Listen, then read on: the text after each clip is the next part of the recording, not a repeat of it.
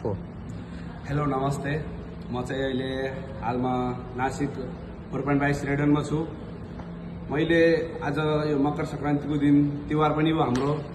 मैले त्यसमा 2-4 खाना देखाउन गएको थिएँ र यो खाना देखाउनुको कारण पनि हाम्रो जनवरी 21बाट 25 तारिकसम्म खाना हिमालयन फुड फेस्टिभल लाग्नेवालो छ। त्यसमै हामीले बनाएका थियौँ। हाम्रो यो चाहिँ सेलरोटी भन्छ। यो मेरो मम्मीले बनाएको दिन हो आज मकर सङ्क्रान्ति भनेको।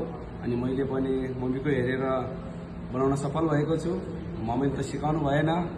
अनि मलाई अति गर्व लाग्छ कि मम्मीले देखाएकोमा। र तपाईँहरूले पनि खान सक्नुहुन्छ। नेपाली मोमो, सेलरोटी, थुक्पा, थुप्रै खानाहरू पनि रहेछ। हिमालयन फेस्टिभल भनेपछि नेपाल र गढवाल दुईटैको मिलेर बिचमा बनाएका छौँ हामीले। आउनुहोस्। नमस्ते।